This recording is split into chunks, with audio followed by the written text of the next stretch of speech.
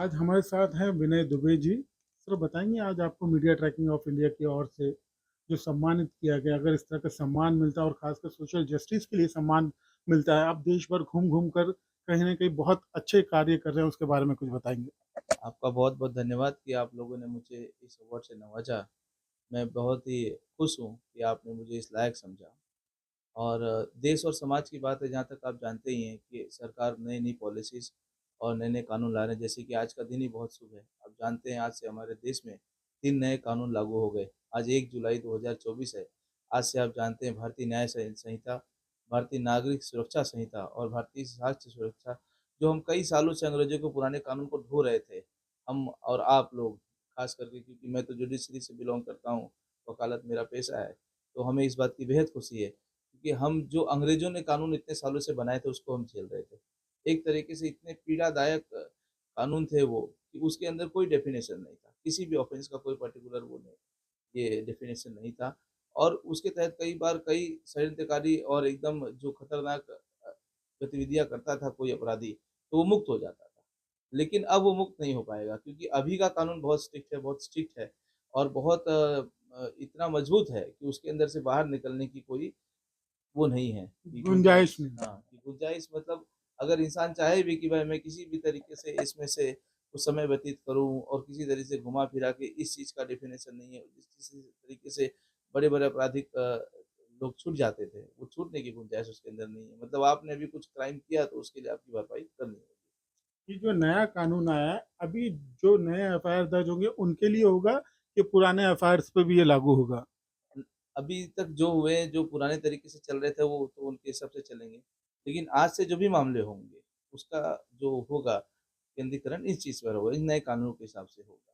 और वो बहुत ही अच्छा है, क्योंकि पहले जो हो गया ठीक है, उनके हिसाब से चलेगा, क्योंकि उन वो उस समय की जो गतिविधि थी, जो उस समय वो जो धाराओं में सज़ा थी, वो होगी। किंतु अभी जो आज से लागू हुआ है, तो इसका जो प्रभाव है, वो आज से इफ़ेक्ट होगा। आप भी भाजपा सरकार में रहते हुए एक बहुत महत्वपूर्ण भूमिका निभा रहे हैं, इसके चलते आप क्या कर रहे हैं, कुछ बताएंगे? मैं भूमिका तो आप जो कह रहे हैं कि मैं तो एक जनसेवक हूँ। मैं लोगों को कानून की जितनी सहायता हो सकता है, जितना कानून के बारे में लोगों को बता सकता हूँ, जिनकी जितनी मदद कर सकता हूँ, उतना करता हूँ। और मेरा ये परम कर्तव्य है, मैं ये मेरा सौभाग्य मानता हूँ कि लोग आते हैं, तो उनकी मदद की जाती है। उनको बताता हूँ कि भाई आप किस तरीके से समाज में आप अच्छा कर सकते हैं। आप अपने व्यस्ततम शेड्यूल का थोड़ा भी समय निकाल के अगर समाज के लिए कुछ करना चाहें, तो आप बहुत कुछ कर सकते हैं, चाहे आप किसी भी ओहदे पर हों। हमने अक्सर देखा है कि टॉप लेवल के जो भी भारतीय जनता पार्टी के नेता हैं या मंत्री हैं, उनके साथ आपके बहुत अच्छे संबंध हैं। हमने अमित शाह जी के साथ भी आपको देखा है, तो किस तरह की एडवाइस आप उनको देते हैं? अ, ये तो मेरा सौभाग्य है, कभी यहाँ-वहाँ मिलना हो जाता है। उनका हम लोगों का ये परम सौभाग्य है कि हमें ऐसे नेता मिले हमारे देश में, जिन्होंने देश के लिए कुछ किया। आप देखिए माननीय मोदी जी, प्रधानमंत्री जी कितना अच्छा कार्य कर रहे हैं, माननीय अमित शाह जी कितना अच्छा कार्य कर रहे हैं। 10 सालों के अंदर देश के अंदर कितना चेंजेज़ लाया उन्होंने। अब बताइए, जो हम 60-70 सालों से कानून ढो रहे थे, जिसकी नहीं किसी सरकारों ने ध्यान नहीं दिया इन चीज़ पर। कोई भी मुकदमा आप देखेंगे आज आपराधिक प्रवृत्ति का कितना भी सीरियस रहा हो, उसका जल्दी से जल्दी रिज़ल्ट कुछ नहीं आता था। लेकिन जब से ये सरकार आई, इन्होंने जन सामान्य के लिए बहुत कार्य किया है, मजदूर वर्ग के लिए किया है, किसानों के लिए किया है, उद्योगपतियों के लिए किया है और बहुत सारी रिफॉर्मेशन पॉलिसीज़ आ रही हैं दिन-ब-दिन। समाज एक कल्याणकारी मोड़ पर जा रहा है, जहाँ से भारत एक विकसित देश बनने जा रहा है, एक प्रलय विश्व गुरु के रूप में बाहर उभर कर आ रहा है। और जब ये इतना शक्तिशाली राष्ट्र हो जाएगा भविष्य में, कि उसकी हम कल्पना नहीं कर सकते। तो ये हमारे महान जो नेतागण हैं, उनकी उपलब्धियाँ हैं, उनके द्वारा बनाई गई नई-नई पॉलिसीज़ हैं, जिसके लिए मैं उनको बेहद दिल से शुक्रिया अदा करता हूँ। एनपीए जो बहुत बड़ा मुद्दा हुआ करता था, उसके लिए क्या कार्य हो रहा है अब? एनपीए के लिए भी सरकार ने बहुत सारी योजनाएँ बनाई हुई हैं। आप देखेंगे तो जो अ, बैंकिंग रूल्स हैं, उसके अंदर भी काफ़ी सुधार हुए हैं और अब एनपीए की पॉलिसीज़ को लिए भी सरकार बहुत कुछ कार्य कर रही है। कोशिश ये है कि जितना भी पिछला जो लोन वगैरह का घोटाला सरकारों में, पिछली सरकारों की वजह से हुआ है, वो सारे पैसे सरकार के पास वापस हो जाए और रिकवर करें और देश को उन पैसों को देश के लिए लगाया जाए, देश की समृद्धि में। वकीलों की सुरक्षा कहीं न कहीं बहुत इम्पोर्टेंट रही है, इसको लेकर आपने भी काफ़ी बार माँग की है, इस पर क्या हो रहा है? जी, हमने पास्ट में कई बार वकील सुरक्षा अधिनियम हमने राज्य में माँग की थी कि हमारे वकील बंधुओं के लिए एक एडवोकेट्स प्रोटेक्शन बिल लाया जाए और उसको पारित किया जाए, क्योंकि कहीं न कहीं आपराधिक घटनाएँ होती हैं।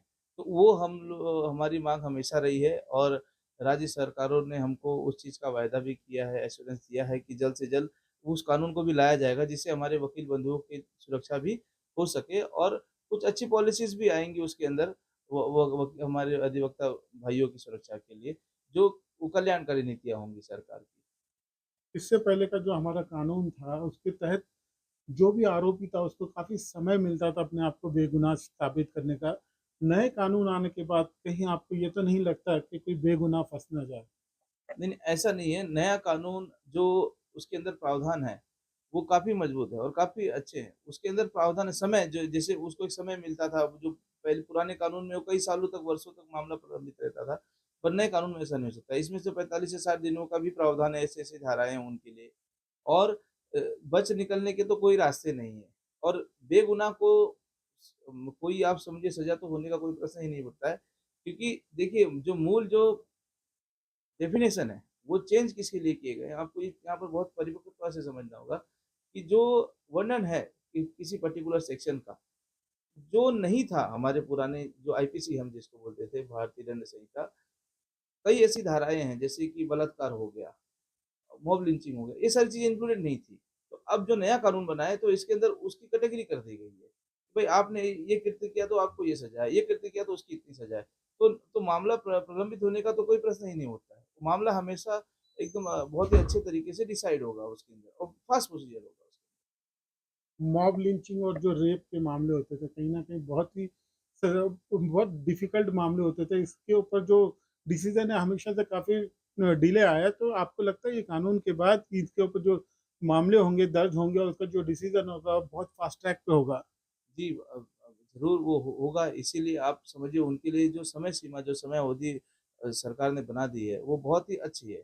आप देखिए बलात्कार के मामले में 45 से 60 दिनों का प्रावधान बना दिया गया है और अगर हिंसक ऋणात्मक कार्य तो उससे पहले भी हो जाए, उसको डिसाइड किया जा सकता है। तो इसमें जो है वो हमारे जो न्याय पालिका है उसको स्वतंत्र अधिकार दिया गया है कि उस अधिकार के तहत उसको फटाफट उसको उसका निपटारा किया जा सकेगा। हमेशा से एक माँग रही है कि जो रेप के जो आरोपी होते हैं, उनको कहीं न कहीं फांसी की सज़ा होनी चाहिए। आपकी राय क्या है इस बारे में? देखिए, अगर बलात्कार ये है, अपराध सिद्ध होता है तो उसके लिए न्यायपालिका है और उसके लिए तो पहले से ही कड़े अधिनियम है हमारे पास, कड़े कानून हैं, उस कानून की व्यवस्था है। तो वो तो जो डिसाइडिंग ऑफ़िसर होगा, जज होगा, वो डिसाइड करेंगे। माननीय न्यायालय डिसाइड करेगा कि अगर ये अपराधी है तो उसको सज़ा देनी कि नहीं। अब जहाँ तक रही बात आपने बताया फांसी की सज़ा की माँग, तो ये अभी के जो नियम है उसके अंतर्गत तो आ ही गया है। कहीं न कहीं वो अगर ऋणात्मक होगा तो आ ही गया है वो। तो वो डिपेंड करता है कि किस कैटेगरी का अपराध है। तो ये सारी चीज़ें हैं और खुशी इसी बात की है कि ये जो नई तीनों कानून हैं नए, इन सारी चीज़ों को उसमें कैटेगराइज़ किया गया है। किसी चीज़ को छोड़ा नहीं गया है। सारे अपराध उसके अंदर हैं और वो उस चीज़ की हमें खुशी है क्योंकि आज हमारे भी 15-20 सालों से हम लोग जिस जुडिशरी में हैं, तो हम देखते हैं प्रैक्टिस में कि कहीं न कोई चीज़ों का बेनिफिट ऑफ डाउट मिल जाता है कि ये नहीं, ये उस कैटेगरी नहीं होता तो उसमें एक ही अपराध की कई सारे अपराधों की एक ही सज़ा का प्रावधान था, जो अब अलग हो गया।